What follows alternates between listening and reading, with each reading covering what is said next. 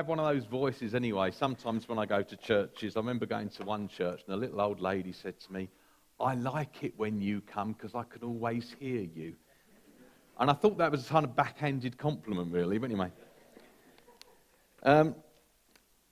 Yes, I don't know how you're finding this series. It's quite challenging if you've been around for the last few weeks. Quite thought-provoking in terms of what takes the place of God, the one true God, in our lives. What do we rely on for our comfort and strength that isn't God? What do we get our identity from that isn't Him? Where are we searching for fulfillment that isn't Him? Because actually, those things, frustratingly, they're not bad things often, they're good things. They're things that in themselves are okay. Sometimes they're even things that are really good. They're His gifts to us, but actually when they take His place, they become our idols, they become worship. We worship them rather than worshipping Him. Now, I've got a couple of things to talk about in that vein today that are again kind of complicated, tricky, things that you might look at and think, oh, that's not a bad thing, is it? So it's going to be searching, but I want to lead into that by reading from God's Word. We're going to read some verses from 1 Corinthians, just to sort of give us a framework and set the context for what we're going to say. So here we go, 1 Corinthians chapter 1. I'm going to read from verse 18. And it says this: "For the message of the cross is foolishness to those who are perishing, but to us who are being saved, it's the power of God. For it is written, I will destroy the wisdom of the wise, the intelligence of the intelligent I will frustrate. Where is the wise person? Where's the teacher of the law? Where's the philosopher of this age? Hasn't God made foolish the wisdom of the world? For since in the wisdom of God, the world through its wisdom did not know Him, God was pleased through the foolishness of what was preached to save those who believe. Jews demand signs and Greeks look for wisdom, but we preach Christ crucified, a stumbling block to Jews and foolishness to Gentiles. But to those whom God has called, both Jews and Greeks, Christ, the power of God and the wisdom of God. For the foolishness of God is wiser than human wisdom, and the weakness of God is stronger than human strength. Brothers and sisters, think of what you were when you were called. Not many of you were wise by human standards. Not many were influential. Not many were of noble birth. But God chose the foolish things of the world to shame the wise. God chose the weak things of the world to shame the strong. God chose the lowly things of this world and the despised things and the things that are not to nullify the things that are, so that no one may boast before Him. It is because of Him that you are in Christ Jesus, who has become for us wisdom from God. That is our righteousness, holiness, and redemption. Therefore, as it is written, let the one who boasts, boast in the Lord." There you go. Hold those thoughts. Lots of them. As we carry on to think about some things that could be idols in our lives, that could take the place of God. And the first one is education. That's an interesting thought, isn't it? If you're of a certain age, as soon as you saw that, you probably thought Brick in the Wall, Pink Floyd and all that, but that's probably not many people here who are that old, is it really? But now, education. Surely education is a good thing, is something we should aspire to. And I'm aware that I'm speaking here to a congregation in which there are teachers and head teachers at all kinds of levels. And I'm also aware that, as Ian said, for my day job now, I run a charity that works in schools. I'm a governor of a school. I probably have had almost as good an education personally as it's possible to have. So I need to take a long, hard look at myself as I'm talking about this. And the fact of the matter is that Christians historically have been at the heart of education. We only have an education system that we do in this country because of the influence of the Christian church. It was the church that founded the first universities. The school system, the public school system as we know it, came out of the efforts of Christians in the 19th century who founded Sunday schools for people who couldn't afford to pay school fees. That's why we have schools. It's all because of Christians. So education surely is an unequivocally good thing, isn't it? Well, yes. Actually, but just because it's a good thing doesn't mean it can't take up a place that it's not really meant to have. Actually, before we go on to that, it's not just history, it's in the Bible. Basically, a lot of people think the whole book of Proverbs was written as a kind of textbook for the education of young men in whatever century it was, Israel. The word for disciples, for a disciple, in Greek, there you go, a little bit of Greek this morning, is mathetes, which means an apprentice or a learner. So being a disciple of Jesus is about education. And Deuteronomy talks about, teaching your children and all that. So we can't get away from the fact that education is good. But, again, some of you will remember the Tony Blair election slogan, education, education, education. And sometimes you do hear things, I hear things where it almost seems to me that education is put forward as the answer to all the world's problems. Oh, if only people would have a better education, then everyone would be rich and we'd all live in peace and harmony. Yeah, okay, I don't know if you want to look at the best educated countries in the world, allegedly, and see if that's the case, but it doesn't seem to work. So sometimes it seems to me that we put too much stress, our society, our culture puts so much stress on education and gives it a weight that it can't bear. Actually, what it does in doing that, it puts stuff on it that is really meant to come from God. So it becomes an idol. And what about in our own lives as well?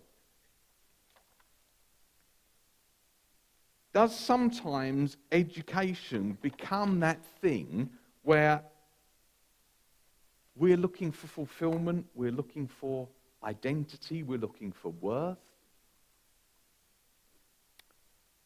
I want to think about two ways, for all that slightly fluffy stuff, that education can become an idol, can take it place that it shouldn't really have for us corporately, but for us individually as well. First one won't take quite as long. Oh, nothing happened. Here we go. This is what Proverbs says, isn't it? Back to Proverbs again. The fear of the Lord is the beginning of wisdom.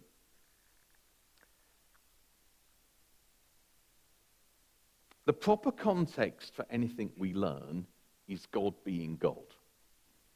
And now that doesn't mean, when I'm saying that secular education is bad, or that if you're being taught something by someone who's not a Christian, it's bad. I'm not saying any of those things, but the proper context for anything we learn is that God is God. And there is a danger, I think, in all kinds of ways, that we end up going down rabbit holes because God isn't God, in what we're being taught and what we're learning, or in how we're learning it. And there's a temptation for us personally. It depends on your makeup. Some people, it seems to me, are quite happy drifting through life, not knowing or understanding anything. That sounds really horrible, but you know what I mean. Other people feel like they need to know the answer to everything. And I'm a little bit one of those, I'll be honest with you. And so the temptation is that you feel like you have to constantly learn, constantly study, constantly dig deeper, find out more, because you've got to find the answer, capital T, capital A. You know, I don't know if you've heard, this is a bit of a random thing, I wasn't planning to say this. Anyway, but if you remember Stephen Hawking, one of the things that Stephen Hawking was famous for was he was looking for a theory of everything. And I read that and I was really inspired. I read the book and didn't understand a word of it, but I read the idea and found it really inspiring. The idea of getting a theory that would explain everything. I thought, yes, I understand that. And then you think back to Adam and Eve in the garden. And what was the temptation? What was the tree that they weren't to? It was the tree of the knowledge of good and evil. Now, I'm not saying that ignorance is a good thing, but I am saying we have to be human. And to be human is to acknowledge that we do not and cannot know and understand everything. And in our quest to know and understand more, which is right and God-given, actually let's not put ourselves in the place of God. Because that's when it becomes idolatrous. That's when actually it takes the place of God. But actually, that I think is less of a danger than this next one. And I've got to hold my breath, make sure I stick to my notes and don't go on a rant here. Because one of the ways that education becomes an idol, I think, in our culture and our society is this, the quest for qualifications, I've called it. Now, basically, the way education works in our world is competitive. So you're constantly comparing yourself against someone else. And of course, we all naturally want to do better. And so, let's add letters after our name. Let's be the best. Let's constantly compete.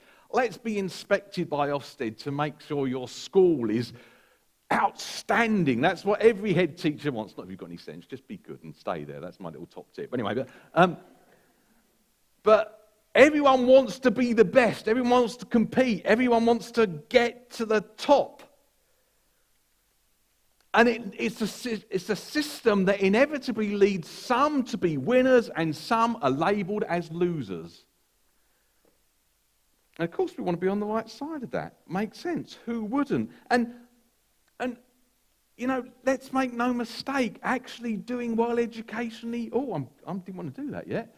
I better put that down.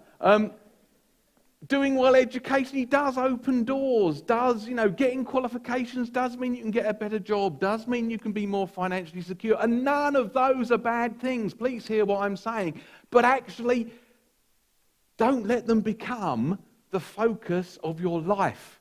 Don't let them take the place of God.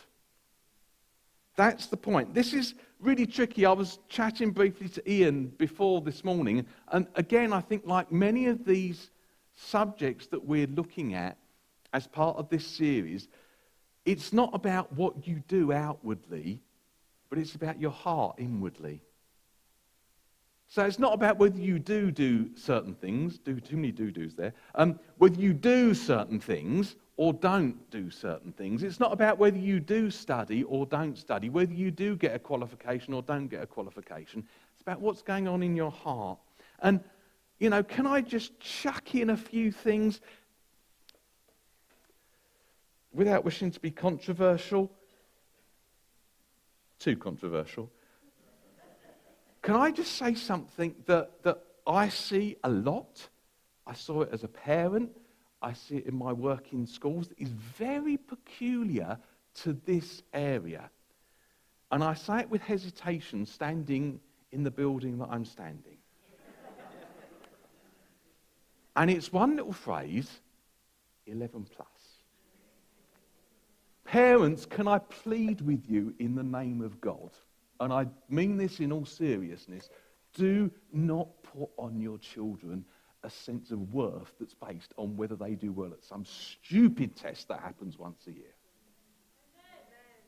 Can I beg you to not bow down to the idol of selective education?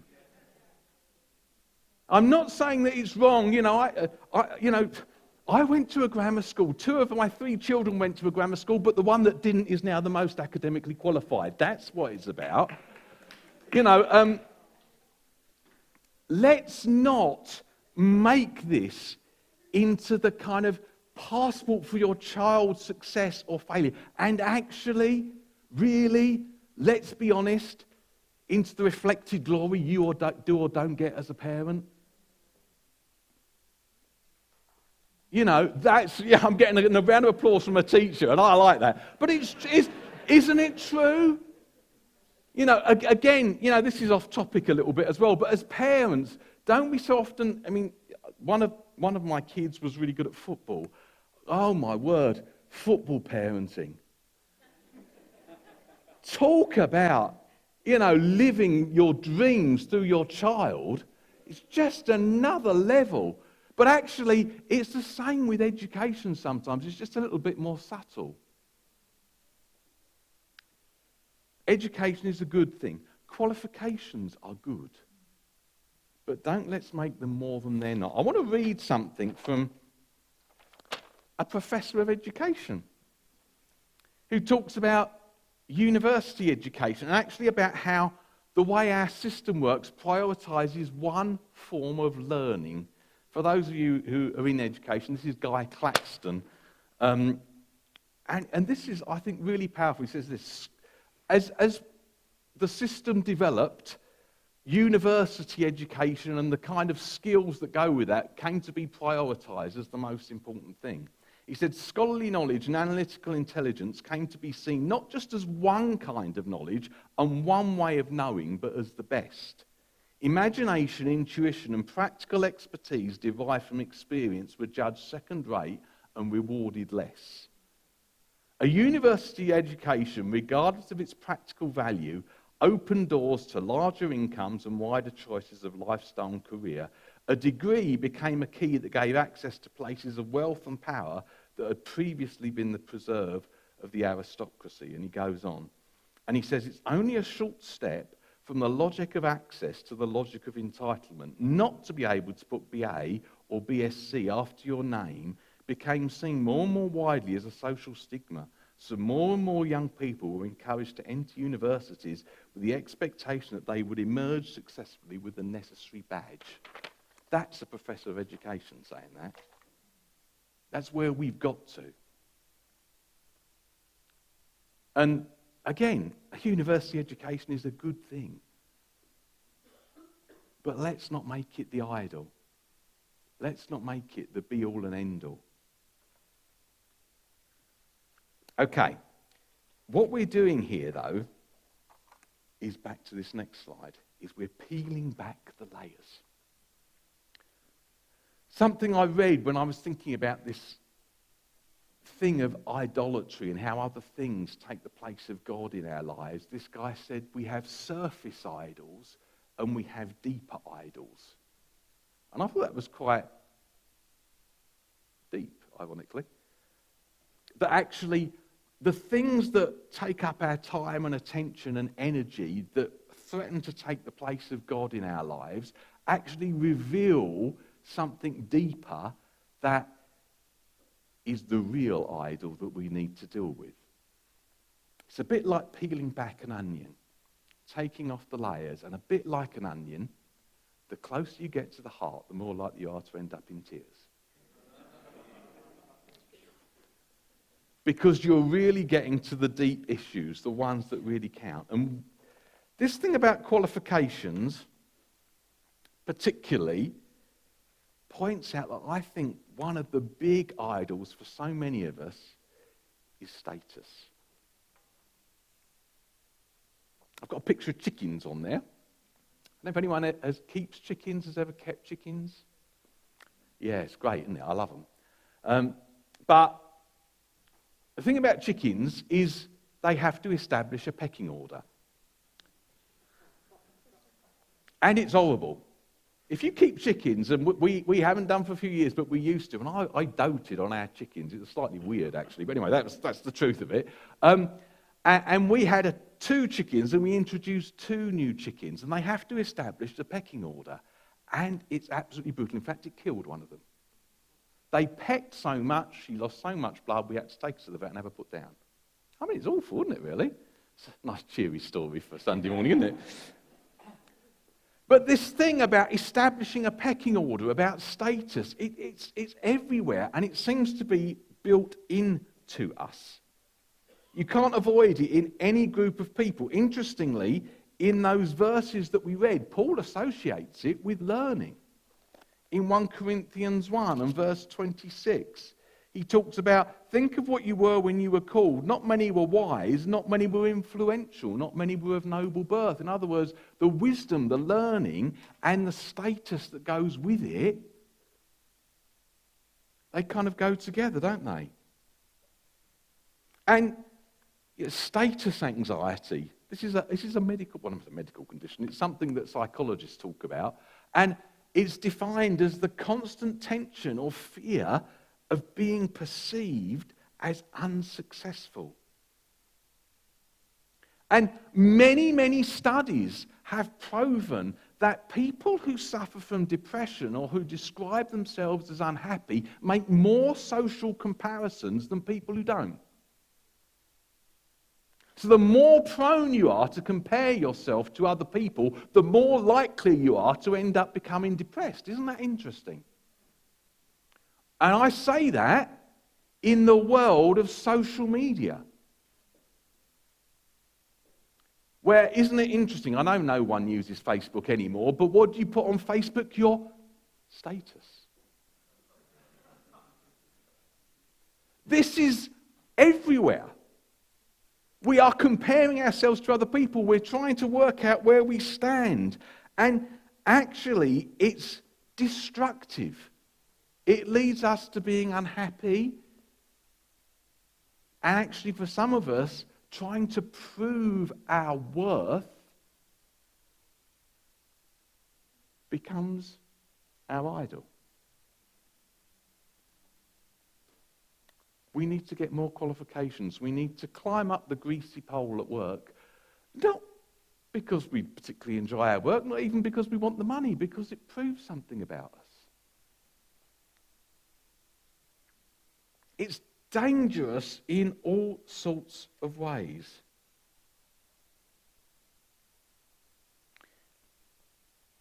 It's really interesting that one of the worst things you can do in some areas for some people is to disrespect them. Because where society doesn't ascribe any value to people, we become very self-conscious of that. And we will do anything to not be disrespected by other people. I read a really interesting quote the other day, after I'd finished preparing this, I didn't have time to put it on the slides. You will either receive your identity vertically, i.e. from God, or shop for it horizontally. I'm going to say that again because that's worth thinking about. You'll either receive your identity vertically, or you'll shop for it horizontally. Where do you get your sense of identity and worth from? Is it about who God says you are and what He's done for you? Or are you looking for affirmation from other people all the time? Are you trying to make your way up the pecking order? Now, we can think about this in all kinds of areas of life, in our work life, in our family life, in our sibling group. You know, any group of people that you get together, there will be a competition for status. I guarantee that. And let me tell you, that includes the church. I can't count the number of gatherings of church leaders I've met, and the first question is, how big is your church? Really?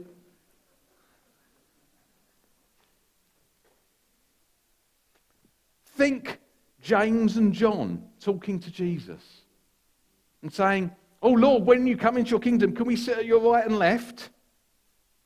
In fact, actually, I think you could argue that most of the New Testament came to be written because of people fighting over status, Jews and non-Jews. That's basically why large chunks of the New Testament came to be written. Because there was this constant tension that occasionally spilt out into open fighting between people trying to assert their position and trying to prove their status. Trying to be in with the in crowd. Wanting to exclude others who didn't quite fit their definition. Friends, the church is riddled with it. And it's an abomination before God.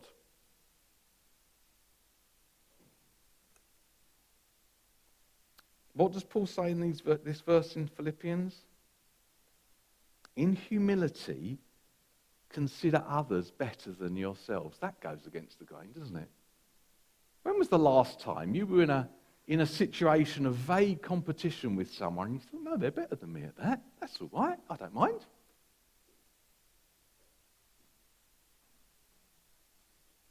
Your attitude should be the same as that of Christ Jesus. Philippians 2 goes on to say, who didn't consider equality with God something to be grasped. Jesus had the ultimate status.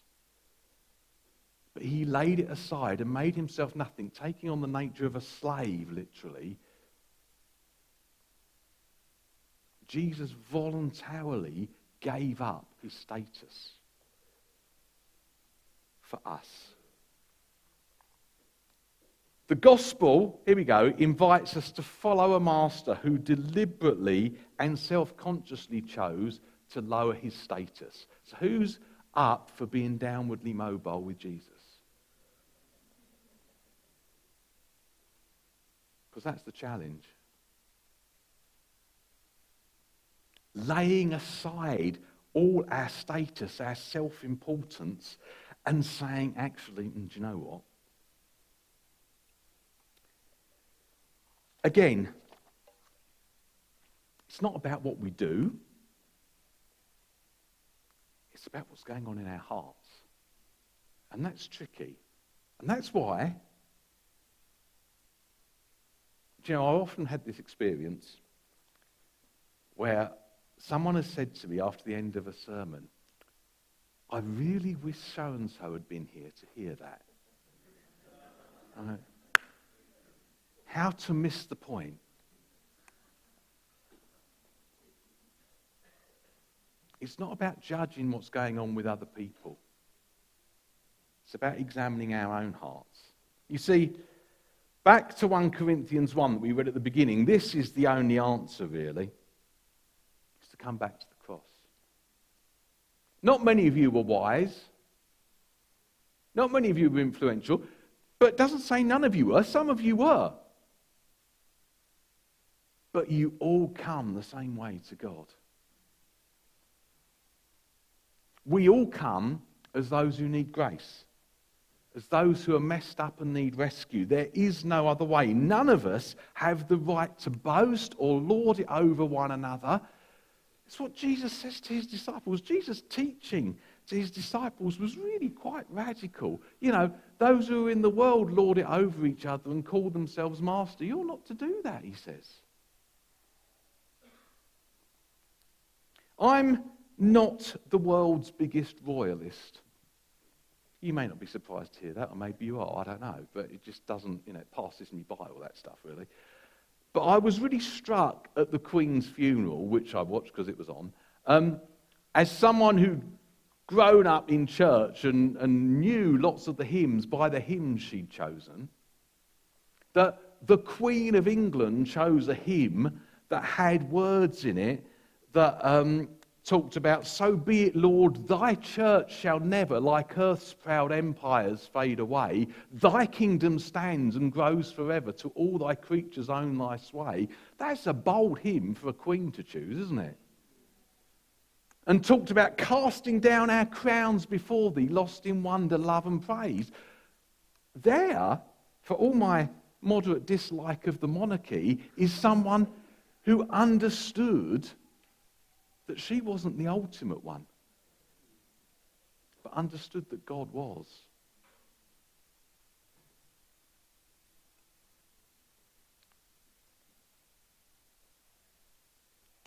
The thing about status and about education as something that feeds into it, when they become idols, it's all about us, isn't it? So what do we do about it? Well, very simply, we turn the focus the other way around. You know, it's all very well to say, oh, you know, education's becoming an idol, therefore I need to stop studying. Particularly if you're at school, I would advise against that, all right? Just saying. Or it's all very well to say, oh, status is an idol in my life. I'm not going to buy any new clothes, and I'm not going to wash for the next 6 months. If you're married, I would advise against that as well. But all the while we're doing that, the focus is on us. What's the antidote to worshipping the wrong thing? It's to worship the right one. The antidote to having the wrong God is to turn to the one true God and say, Lord, I can only come to you because of what you made possible for the cross. Thank you that for all my messed upness and confusion and for the times when I put other things in my place, the cross stands, I can come back, I can be forgiven, I can be restored. There is hope. The answer to wrong worship is right worship. The answer to false worship is true worship. The answer to worshipping status and education is worshipping Jesus. So let's do that. We're going to sing. Amen.